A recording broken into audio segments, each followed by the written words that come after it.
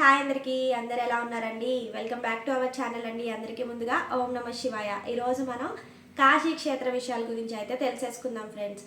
So కాశీలో ఎక్కడ stay చేయాలి, ఇద్దరు మనుషులు కాశీకి వెళ్ళడానికి ఎంత బడ్జెట్ అవుతుంది, కాశీలో ఏ ఏ ప్రాంతాలు కంపల్సరీగా దర్శించాలి, ఇలాంటి ఎన్నో విషయాన్ని ఈ వీడియోలో చూడబోతున్నాం. వీడియో మిస్ కాకుండా చూసేయండి. వీడియో కనుక మీకు నచ్చితే లైక్ షేర్ సబ్స్క్రైబ్ చేయడం మాత్రం మర్చిపోవద్దు. ఆంధ్ర నుండి మనకి కాశీ వెళ్ళడానికి వైజాగ్ నుంచి ఇంకా విజయవాడ నుంచి డైరెక్ట్ ట్రైన్స్ అయితే అవైలబుల్గా ఉన్నాయండి. విజయవాడ నుంచి అయితే డైలీ అవైలబుల్గా ఉన్నాయి. అవి పండిత్ దీన్ దయాళ్ ఉపాధ్యాయ వరకు మాత్రమే వెళ్తాయి అన్నమాట. ఇక్కడ నుంచి మనకి వారణాసి జంక్షన్ 15 కిలోమీటర్స్ ఉంటుంది. అలా కాకుండా వైజాగ్ నుంచి వెళ్ళే ట్రైన్స్ అయితే వీక్లీ ట్వైస్ ఉన్నాయి. అవి వారణాసి జంక్షన్ వరకు కూడా వెళ్తాయి. మేమైతే భువనేశ్వర్ వెళ్ళామండి. భువనేశ్వర్ వెళ్ళి 12 o'clockకి భువనేశ్వర్లో ఎక్కామన్నమాట. నెక్స్ట్ రోజు మార్నింగ్ 8:30కి మేము కాశీ దిగామన్నమాట. ఈ పండిత్ దీన్ దయాళ్ ఉపాధ్యాయ తర్వాత మనకి కాశీ అనే స్టేషన్ వస్తుందండి. కాశీ తర్వాత వారణాసి జంక్షన్ వస్తుంది. ఆ తర్వాత బెనారస్ వస్తుందన్నమాట. అయితే చాలామంది వారణాసిలోనే దిగుతారు, ఎందుకంటే వారణాసి నుంచే మనకి దగ్గర అన్నమాట. మేమైతే కాశీలో దిగిపోయాము. ఎందుకు అంటే మాకు గూగుల్ మ్యాప్ అలా చూపించింది అన్నమాట. మేముండే ఆశ్రమం కాశీకి దగ్గర అని చూపించిందని కాశీలో అయితే దిగిపోయాము. బట్ కాశీకి దూరం అంట, 8 కిలోమీటర్స్ డిస్టెన్స్ వస్తుంది. అదే వారణాసి జంక్షన్కి అయితే 3 కిలోమీటర్స్ వస్తుందని మాకు ఆశ్రమంలో చెప్పారన్నమాట తర్వాత. సో వైజాగ్ నుంచి వెళ్ళే వాళ్ళు అయితే ఖచ్చితంగా మనం వారణాసి ఆశ్రమంలో దిగడమే మంచిది. ఈ కాశీ నుంచి 350 అలా ఛార్జ్ చేశారు ఆశ్రమం వెళ్ళడానికి. ట్రాఫిక్ అనేది చాలా ఎక్కువ ఉందని చెప్పి చాలా సందుల్లోంచి అయితే తీసుకెళ్లారు మమ్మల్ని. స్టేషన్లో అయితే దిగిపోయాం కదండి. ఇప్పుడు ఎక్కడ స్టే చేయాలనేది కదా క్వశ్చన్. సో మనకి ఆంధ్ర ఆశ్రమాలు 2 ఉంటాయండి. రామతారక ఆంధ్ర ఆశ్రమం ఒకటి, సైకిల్ స్వామి ఆశ్రమం ఒకటి. రామతారక ఆంధ్ర ఆశ్రమంలో అయితే రూమ్స్ అప్పటికప్పుడు బుక్ చేసుకోవాల్సి ఉంటుంది. సైకిల్ స్వామి ఆశ్రమంలో అయితే ముందుగానే బుక్ చేసుకోవచ్చు. ఈ రెండిట్లోని అవైలబుల్గా ఉంటాయో లేవోనని చెప్పి మేము అన్నపూర్ణ ఆంధ్ర ఆశ్రమంలో అవైలబుల్గా ఉన్నాయని ముందే బుక్ చేసేసుకున్నాం అన్నమాట. ఈ అన్నపూర్ణ ఆంధ్ర ఆశ్రమం, ఈ ఆశ్రమాలన్నీ కూడా మనకి సోనార్పుర అనే ప్లేస్లో ఉంటాయండి. మన తెలుగు వాళ్ళందరూ కూడా అక్కడ ఉంటారు. మనం కాశీకి వెళ్తే అది ఒక తెలుగు అడ్డా అనే చెప్పవచ్చు. ఎందుకంటే ఎక్కడ మనకి వేరే లాంగ్వేజ్ వాళ్ళు ఏం కనిపించరు. మొత్తం కాశీ అంతా కూడా మన తెలుగు వాళ్ళే కనిపిస్తూ ఉంటారన్నమాట. ఈ అన్నపూర్ణ ఆంధ్ర ఆశ్రమంలో both AC and non AC rooms కూడా అవైలబుల్గా ఉన్నాయండి. ఏసీ అయితే పర్ హెడ్ 500 రూపీస్ ఛార్జ్ చేస్తున్నారు. నాన్ ఏసీ అయితే పర్ హెడ్ 300 రూపీస్ ఛార్జ్ చేస్తున్నారు.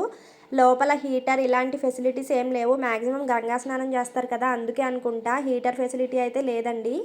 లంచ్ డిన్నర్ వీళ్ళే అరేంజ్ చేస్తారు. ఇక్కడ బయట ఫుడ్ అంత బాగోదు కాబట్టి మనం ఆంధ్ర ఫుడ్డే దొరికేస్తుంది ఇలాంటి ఆశ్రమాల్లో మనకి. టిఫిన్ మాత్రం బయట చేయవలసి ఉంటుంది. బయట టిఫిన్ సెంటర్స్ కూడా బాగానే ఉన్నాయండి. మన తెలుగు వాళ్ళే పెడతారు. అక్కడ అందరూ కూడా తెలుగు వాళ్ళే ఉంటారన్నమాట. ఇదేనండి శ్రీ అన్నపూర్ణ ఆంధ్ర ఆశ్రమము. రూమ్స్ యావరేజ్గా ఉన్నాయి. ఇక్కడ విండో ఏసీ అయితే ప్రొవైడ్ చేశారు. బాత్రూమ్స్ అవి నీట్గానే ఉన్నాయి, కానీ లోపల హీటర్ లాంటి ఫెసిలిటీస్ ఏం లేవన్నమాట.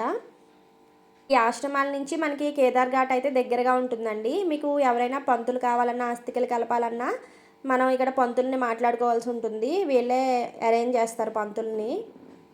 1000 అలా ఛార్జ్ చేస్తారన్నమాట. తర్వాత మనం ఇక్కడికి కేదార్ ఘాట్ దగ్గర మాట. సో కేదార్ ఘాట్లోకి వెళ్ళి గంగా స్నానం చేసి వచ్చేయచ్చు. వాకబుల్ డిస్టెన్స్లోనే ఉంటుంది. యాక్చువల్లీ మధ్యాహ్నం 12 గంటలకు మణికర్ణికా ఘాట్లో స్నానం చేస్తే చాలా మంచిదండి. ఆ టైంలో దేవతలందరూ కూడా మణికర్ణికా ఘాట్లో స్నానం చేస్తారని చాలామంది ఆ టైంలో చేస్తూ ఉంటారన్నమాట. స్నానం ముగించుకుని లంచ్ చేసేసి మధ్యాహ్నం 3 గంటలకు కాలభైరవ టెంపుల్కి అయితే ఆటోలో బయలుదేరిపోయాము. మీకు ఆటోకి 250 రూపీస్ వరకు ఛార్జ్ చేశారు. ట్రాఫిక్ని బట్టి ఆటో రేట్స్ అనేవి డిపెండ్ అయి ఉంటున్నాయండి. ఇదిగోండి ఇక్కడ ఆర్చ్ కనిపిస్తుంది కదా, అదే కాలభైరవ ఆర్చ్. దాని లోపలికి 1 కిలోమీటర్ వరకు నడుచుకుంటూ వెళ్ళాలి. అలా నడుచుకుంటూ వెళ్తే మనకి కాలభైరవ దర్శనం అనేది జరుగుతుంది. యాక్చువల్గా మార్నింగ్ 4 to 6 వస్తే లోపల వరకు ఆటోలు వెళ్తాయి. నడవలేని వాళ్ళు ఎవరైనా ఉంటే ఆ టైంలో రావచ్చు. కాశీ విశ్వేశ్వరుని దర్శనం చేసుకునే ముందు ఖచ్చితంగా మనం కాలభైరవ దర్శనం అయితే కంపల్సరీ చేసుకోవాలండి. కాలభైరవుడు దర్శనం చేసుకుని ఆయన అనుమతి ఇస్తేనే మనం కాశీ విశ్వేశ్వరుడు దర్శనం చేసుకోవాలన్నమాట. మనం కాశీ వెళ్ళాలి అంటే కాలభైరవుడు అనుగ్రహం ఉండాలి అని పెద్దలు చెప్తూ ఉంటారు. 5వ శిరస్సును ఖండిస్తారన్నమాట కాలభైరవుడు. శివుని కుమారుడు కనుక, శివుని నుంచి వచ్చిన వాడు కనుక కాశీలోకి వెళ్తే మాత్రమే ఆ బ్రహ్మహత్యాపాతం పోతుంది అని చెప్పి ఆ బ్రహ్మ కపాలాన్ని కాశీకి తీసుకెళ్ళి కాశీలో పూడ్చిపెట్టేస్తారన్నమాట. అందుకే మనకి కాశీ క్షేత్ర పరిపాలనగా మన కాలభైరవుడిని అయితే నియమించారండి. సో కంపల్సరీగా కాలభైరవ దర్శనం చేసుకునే మనం కాశీ విశ్వేశ్వర దర్శనం చేసుకోవాల్సి ఉంటుంది. కాశీతాడు ఈ ఆలయంలోనే కడతారండి. అంతేకాదు భైరవ దండన అని చెప్పి మన ఈపు మీద విమానం మూతలు కూడా మోగించేస్తారన్నమాట. ఇక్కడ మనం ఇక్కడ కొట్టించుకుంటే నరకంలో భైరవ దండన అనేది ఉండదంట. అందుకే మనకి లోపల కూడా జెంట్స్ లేడీస్ ఎవరినైనా సరే వీపీ విమానం మూత మోగించేస్తారండి. దాని పక్కనే మళ్ళీ కొరడా ఇచ్చుకుని చిన్న చిన్న దెబ్బలు కొడతారు. కాశీతాడు కూడా కడతారన్నమాట. వాళ్ళు కొంచెం మనీ అయితే అడుగుతారు, మీకు ఇష్టమైతే ఇవ్వండి లేకపోతే లేదు, డిమాండ్ చేస్తే మాత్రం ఇవ్వద్దు. తర్వాత ఇక్కడ ఆర్చ్ ఉంది కదండి, ఎగ్జాక్ట్గా అదే ఆర్చ్కి రండి. మీరు చెప్పులు ఎక్కడైతే విడిచారో మీకు అవుట్ దారి వేరేగా ఉంటుంది, కాకపోతే అలా వెళ్ళకండి. మీరు ఎటైతే వెళ్ళారో అటే రావడానికి ట్రై చేయండి. సో ఎగ్జాక్ట్గా ఆర్చ్ దగ్గరకు వచ్చేసినట్టయితే ఆర్చ్కి ఆపోజిట్గా మనకి మృత్యుంజయ మహాదేవ ఆలయం ఉంటుందన్నమాట. వాకబుల్ డిస్టెన్స్ ఏనండి, ఒక 1 మీటర్ డిస్టెన్స్ ఉంటుంది అంతే. ఇదేనండి మృత్యుంజయ మహాదేవ ఆలయం అన్నమాట. ఇక్కడ శివలింగం ఉంటుంది, లెఫ్ట్ సైడ్కి వెళ్తే ఆ శివలింగాన్ని దర్శించుకోవాలి మీరు. తర్వాత ఇక్కడ బావి చాలా ఫేమస్ అండి. ఈ బావిలో వాటర్ తాగితే మనకి సకల రోగాలు పోతాయని ప్రజల నమ్మకం అన్నమాట. బావిలో వాటర్ అయితే కంపల్సరీ తాగండి. నెక్స్ట్ ఆ రోజు మీరు వీలైతే హారతి కంప్లీట్ చేసేసుకోండి. 6 o'clockకి హారతి ఉంటుంది. హారతి 4:30 కల్లా మీకు దర్శనం అయిపోతే 4:30కి వెళ్తే మీకు హారతి అనేది దొరికేస్తుంది అన్నమాట. మేము వెళ్ళిన టైంలో అయితే వరదల కారణంగా హారతి ఆపేశారన్నమాట. సో మాకు వీలు అవ్వలేదు. నెక్స్ట్ రోజు మార్నింగ్ మేము గేట్ నెంబర్ 4కి వచ్చి సుగం దర్శనం టికెట్స్ తీసుకున్నాం అన్నమాట. ఇవన్నీ కూడా మనకి ఆన్లైన్లో అవైలబుల్గా ఉంటాయి. ఎవరికైనా సుగం దర్శనం టికెట్స్ కావాలి అంటే మనం ఈమెయిల్ ద్వారా రిజిస్టర్ అయితే సుగం దర్శనం టికెట్స్ అనేవి అవైలబుల్గా ఉంటాయి. యాక్చువల్గా మేము 4 to 6 స్లాట్ తీసుకున్నాం అన్నమాట. 2 times తీసుకున్నాం, సండే తీసుకున్నాం, మండే కూడా. మరి మండే కదా అని చెప్పి మేము 2 tickets అయితే తీసుకున్నాం అన్నమాట. అంటే ఈచ్ 2 tickets అయితే తీసుకున్నాము. ఆన్లైన్లో మనకి 300 రూపీస్కే సుగం దర్శనం అనేది అవైలబుల్గా ఉంటుంది. ఇక్కడ మనం చెప్పులు బయటే పెట్టేసుకోవాలండి. చెప్పులు బయట పెట్టేసుకుని లోపలికి ఎక్కడైనా చెప్పులు బయట పెట్టేసుకోవాలి కదా. అయితే వాళ్ళు ఏంటి ఛార్జ్ ఏం చేయరు కానీ ఒక 250 రూపీస్ ఇచ్చుకుని మనకి ఒక బుట్ట లాంటిది ఇస్తారు. దాంట్లో శివుడికి కావాల్సిన అన్నీ కూడా ఉంటాయన్నమాట. అంటే శంఖం పూలు, శివుడికి అభిషేకానికి పాలు, పువ్వులు, సంథింగ్ ఇవన్నీ ఉంటాయన్నమాట. బిల్వపత్రాలు అవన్నీ ఉంటాయి. వాటిని 250 రూపీస్ తీసుకుని మనకి ఆ బుట్ట అయితే ఇస్తారు. సో మనం లోపలికి ఏ విధమైన ప్లాస్టిక్ ఐటమ్స్ కూడా పట్టుకెళ్ళకూడదండి. చిన్నపిల్లల వాటర్ బాటిల్ కూడా పట్టుకెళ్ళడానికి వీల్లేదన్నమాట. ఓన్లీ పాల సీసాలు అయితే ఇస్తున్నారు కానీ మిగతా అన్నీ పట్టుకెళ్ళడానికి వీల్లేదన్నమాట. గుళ్ళో చాలా స్ట్రిక్ట్ రూల్స్ అనేవి ఫాలో అవుతున్నారు. కాకపోతే మనం 4 to 6 స్లాట్ బుక్ చేసుకున్న 7 to 9 మేము ముందు సండే రోజు 4 to 6 స్లాట్ బుక్ చేసుకున్నామండి. స్పర్శ దర్శనం ఉంటుందేమోనని మార్నింగే వెళ్ళాము. మేము వెళ్ళేటప్పటికి 5 అయిపోయింది. సో స్పర్శ దర్శనం అయిపోయిందని చెప్పారు మేము లైన్లో ఉండగానే. సరే కదా అని నెక్స్ట్ రోజు మార్నింగ్ మాకు 6 to 7 స్లాట్ దొరికినా కానీ మేము మార్నింగే దర్శనం వెళ్ళడానికి అయితే 4కే అక్కడ ఉన్నామన్నమాట. అయినా సరే ఆ దర్శనం అనేది అయిపోయింది. అంటే స్పర్శ దర్శనంకి మనం వెళ్ళాలి అనుకుంటే కనుక 1 గంటకే లైన్లో ఉండాలంటండి. 1 గంటకే టికెట్ తీసుకున్నా తీసుకోపోయినా లైన్లో ఉంటే లోకల్స్ని ముందు పంపిస్తారంట, తర్వాత ఏమో మనల్ని పంపిస్తారని మాకు తెలిసింది. మేమైతే స్పర్శ దర్శనం చేసుకోలేదు. ఇదివరకు అయితే ఏ టైంలో అయినా స్పర్శ దర్శనానికి అనుమతి ఇచ్చేవారంట, కానీ ఇప్పుడైతే అలా లేదండి. సో ఖచ్చితంగా 1 గంటకి వెళ్తే కనుక మీకు స్పర్శ దర్శనం అనేది దొరుకుతుంది అన్నమాట. రుద్రాభిషేకం చేయించుకుంటే మాత్రం మీకు స్పర్శ దర్శనం డైరెక్ట్గా దొరుకుతుందంట. రుద్రాభిషేకం టికెట్స్ ఎర్లీ మార్నింగ్ తీసుకుంటే మీకు స్పర్శ దర్శనం దొరుకుతుంది. మాకైతే రుద్రాభిషేకం టికెట్స్ అయితే దొరకలేదండి. మేము జస్ట్ సుగం దర్శనమే చేసుకున్నమాట. సుగం దర్శనం అయితే మీకు చాలా ఈజీగానే జరిగిపోతుంది. ఒక ఈమెయిల్ అడ్రస్కి వచ్చి మీరు 5 tickets తీసుకోవచ్చు అన్నమాట. కాశీ విశ్వేశ్వరుని దర్శనం అయిన తర్వాత మీకు అన్నీ కూడా లోపలే అవైలబుల్గా ఉంటాయండి. మీరు సుగం దర్శనానికి వెళ్తే గేట్ నెంబర్ 4లోకి వెళ్ళాలి. గేట్ నెంబర్ 4కి మణికర్ణిక ఘాట్ కూడా దగ్గరగానే ఉంటుందన్నమాట. మేము సెల్ లోపల పెట్టేసాం కాబట్టి అప్పుడు తీయడానికి వీలవ్వలేదు, అందుకే చెప్పేస్తుంది అనమాట. సో ఫస్ట్ ఏం చేస్తారంటే కాశీ విశ్వేశ్వరుని దర్శనం చేసుకోండి. అలా లెఫ్ట్కి వెళ్తూ ఉంటే, అంటే మనం వెళ్ళిన మార్గం కాకుండా వేరే మార్గంలో లెఫ్ట్కి వెళ్తూ ఉంటే మనకి కాశీ అన్నపూర్ణ ఆలయం కూడా అక్కడే ఉంటుందండి. పార్వతీదేవి ఇక్కడ అన్నపూర్ణ మాతగా దర్శనమిస్తారన్నమాట. సో కాశీలో ఉండే జనులకు అన్నానికి కొదువు లేకుండా ఉండడానికి అన్నపూర్ణాదేవి అనేవారు కాశీలో వెలిసారు అని చెప్తూ ఉంటారు. ఇక్కడ మనకి బియ్యం ఇస్తారు.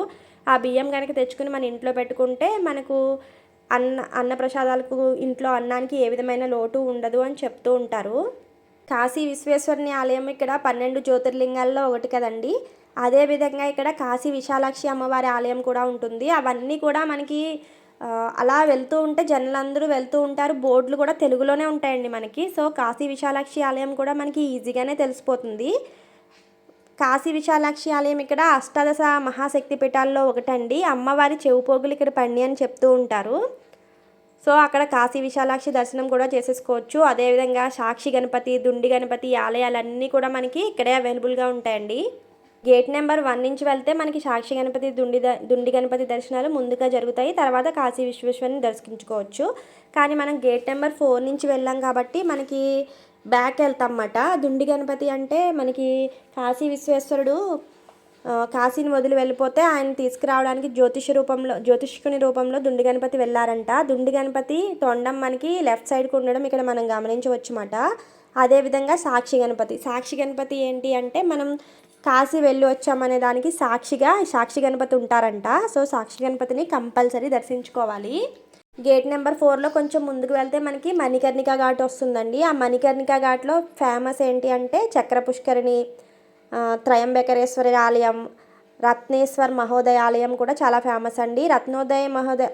రత్నేశ్వర్ మహోదయ ఆలయం ఎప్పుడు కూడా వాటర్లో మునిగి ఉంటుంది కదా. ఓన్లీ సమ్మర్లోనే ఈ క్షేత్ర దర్శనం చేసుకోవడానికి అనుమతి ఉంటుంది అన్నమాట.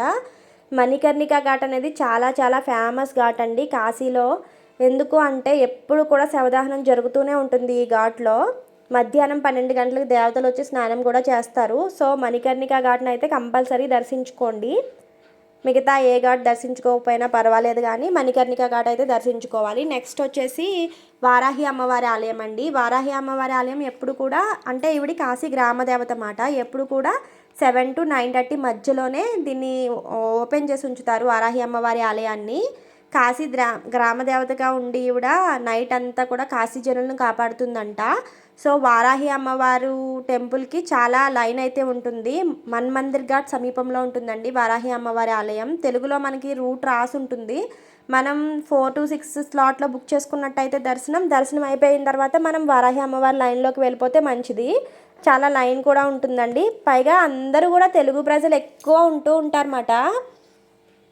ఎక్కడ చూసినా తెలుగు అడ్డాలాగా కనిపిస్తుందండి. వారాహి అమ్మవారి టెంపుల్కి వెళ్ళే వాళ్ళు అయితే మ్యాక్సిమం అందరూ కూడా తెలుగు వాళ్ళే ఉన్నారు. మేము వెళ్ళినప్పుడు అయితే లైన్ కూడా చాలా ఉంది. మేము 6:30కే లైన్లోకి వెళ్ళిపోయాం అన్నమాట. మాకు దర్శనం 7:30, 8 కల్లా అయిపోయింది. సో 9 వరకే అవైలబుల్గా ఉంటుంది కదా, మళ్ళీ మిస్ అవుతామని చెప్పి మేమైతే వెళ్ళిపోయాము. వారాహి అమ్మవారిది డైరెక్ట్గా మనం చూడడానికి ఉండదన్నమాట. హోల్లోంచి అమ్మవారిని చూడాలి. అమ్మవారి పూజారి కూడా కొద్దిసేపు అలంకరణ వరకు మాత్రమే ఉండి తర్వాత పైకి వచ్చేస్తారంట. సో ఈ దర్శనం అయిపోయిన తర్వాత మన్మందిర్ ఘాట్ సమీపంలో కదా బోటింగ్ ఉంటుంది కాబట్టి ఆ బోట్ ఎక్కేసి కేదార్ ఘాట్ దగ్గరికి వెళ్ళిపోయి అలా వెళ్దామని ప్లాన్ చేసుకున్నాం మేమైతే. కాకపోతే మేము వరదలు వచ్చిన వెంటనే వెళ్ళాం కదండి. హారతి ఎలా ఆపేశారో అలాగే బోటింగ్ కూడా ఆపేశారన్నమాట. బోట్లన్నీ కూడా అలానే ఉండిపోయినాయి, వెళ్ళట్లేదని చెప్పారు. సో మేము ఊరికే ఇలా రిక్షా మీద వెళ్తే బాగుంటుంది, కాశీ వీధుల్లో ఇంచక్క తిరగొచ్చు అని చెప్పి రిక్షా ఎక్కి అయితే వెళ్ళిపోతున్నాం అన్నమాట ఇప్పుడు ఇంటికి. బోటింగ్ అయితే మిస్ అయ్యాము, అదేవిధంగా హారతి కూడా మిస్ అయ్యాము. యాక్చువల్గా హారతి అయితే 80 ఘాట్లో కానీ దశాశ్వమేధ ఘాట్ అని 2 ఘాట్లు ఉంటాయి. ఫస్ట్ దశాశ్వమేధ ఘాట్లో జరుగుతుందంట, బాగా జరుగుతుందంట. నెక్స్ట్ వచ్చేసి సెకండ్ది 80 ఘాట్లో జరుగుతుంది. సో ఈ 2 ఘాట్లలో హారతి చాలా బాగుంటుంది. 4:30కే మీరు వెళ్ళిపోతే 6 కల్లా హారతి ఇస్తారు కాబట్టి బాగుంటుందంట. లేకపోతే ఇంకొకటి ఏంటంటే మనం ఏ ఘాట్లో అయినా కానీ బోటింగ్కి ఎక్కి వాళ్ళని తీసుకెళ్ళమంటే 80 ఘాట్లోకి కానీ దశాశ్వమేధ ఘాట్లో కానీ బోట్ ద్వారా హారతి చూసే సదుపాయం కూడా ఉంటుందంట. సో మీరైతే అలా ట్రై చేయండి, బోటింగ్ మాత్రం మిస్ అవ్వద్దు.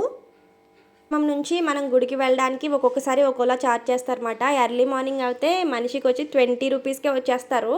సో 100 రూపీస్కే నార్మల్గా మన ఆటో కాస్ట్ అనేది ఉంటుంది ఎర్లీ మార్నింగ్ అయితే. ఇక్కడ ఎక్కువ ఈ రిక్షాస్ ఉంటాయన్నమాట. అలా కాకుండా మీరు మంచి ట్రాఫిక్ టైంలో అయితే 250, 300 వరకు కూడా ఛార్జ్ చేసేస్తూ ఉంటారు. కాశీ వెళ్ళడానికి ఒక 2 పర్సన్స్కి third AC tickets included AC room అయితే కనుక ఒక 15,000 వరకు ఉండాలని నా అభిప్రాయం అండి. ఇంకా తక్కువలో కూడా చేసుకోవచ్చు. అయితే ఏసీ కాకుండా నాన్ ఏసీలో ట్రావెల్ చేయవలసి ఉంటుంది. నాన్ ఏసీ టికెట్స్ అయితే విజయవాడ నుంచి 900 అలా ఉంటుంది. ఏసీ టికెట్ అయితే 1700-1800 అలా ఉంటుందన్నమాట. సో అది చూసుకుని ప్లాన్ చేయండి. మేమైతే ఒక మిస్టేక్ చేసామని చెప్పాం కదా, ఏంటంటే ఆఫ్టర్నూన్ లంచ్ అయిపోయిన తర్వాత మేమైతే ఇప్పుడు 3:30కి అండి మా ట్రైను, వైజాగ్ వెళ్ళే ట్రైన్ మాట. డైరెక్ట్ ట్రైన్ ఉంది మండే.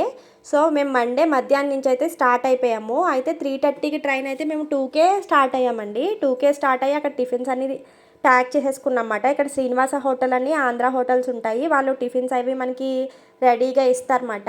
టిఫిన్స్ అవి ప్యాక్ చేసుకుని 2కి అయితే స్టార్ట్ అయిపోయాము. వారణాసి జంక్షన్ జస్ట్ 3 కిలోమీటర్సే కదండి. సో 3 కిలోమీటర్స్ అంటే 1.5 అవర్ చాలా ఎక్కువ అని ఫీల్ అయ్యాము. కాకపోతే ఏంటంటే ట్రాఫిక్ అండి. ట్రాఫిక్ వల్ల మాకు ట్రైన్ అయితే మిస్ అయిపోయింది. సో ఇప్పుడు నెక్స్ట్ ఆప్షన్ ఏంటంటే పండిట్ దీన్ దయాళ్ ఉపాధ్యాయ జంక్షన్ ఉంది కదా, అక్కడ హాఫ్ అన్ అవర్ ట్రైన్ అయితే ఆగుతుందన్నమాట. నెక్స్ట్ దాన్ని క్యాచ్ చేయడమే. సో దీన్ని బట్టి మనకు తెలిసింది ఏంటంటే వారణాసి ట్రాఫిక్ని కూడా అంత ఈజీగా అంచనా వేయకూడదండి. 3 కిలోమీటర్స్ అయినా కానీ మాకు చాలా టైం పట్టేసింది. సో ట్రాఫిక్ని కూడా గుర్తుపెట్టుకుని మీరు ట్రావెల్ అయితే చేయండి. వారణాసి ట్రాఫిక్ మధ్యాహ్నం కూడా చాలా ఎక్కువ ట్రాఫిక్ ఉంటుంది. మనకి కనిపించదు ట్రాఫిక్ ఉన్నట్టు, బట్ ఎక్కడ ట్రాఫిక్ ఉంటుంది అనేది మనకు తెలియదు మాట. మ్యాక్సిమం ఇన్ఫర్మేషన్ ఇవ్వడానికి అయితే ట్రై చేశానండి. ఇంకా ఏమైనా డౌట్స్ ఉంటే కామెంట్ సెక్షన్లో అడగండి, నాకు తెలిస్తే చెప్తాను. మీకు కనుక ఈ వీడియో నచ్చితే లైక్, షేర్, సబ్స్క్రైబ్ చేయడం మాత్రం మర్చిపోద్దండి. థ్యాంక్ యూ ఫర్ వాచింగ్ అండి. వారణాసి వెళ్ళాలనుకునే వాళ్ళు ఖచ్చితంగా 3 డేస్ స్టే చేయడానికి అయితే ట్రై చేయండి. 3 డేస్ గంగా స్నానం చేస్తే మంచిది. అన్నీ కూడా కవర్ చేసుకోవచ్చు. అదేవిధంగా ఇక్కడ అయోధ్య కూడా చాలా దగ్గర కదండి. సో 9 డేస్ ఉండే వాళ్ళు అయితే అయోధ్య ప్రయోగ కూడా కవర్ చేసుకోవచ్చు.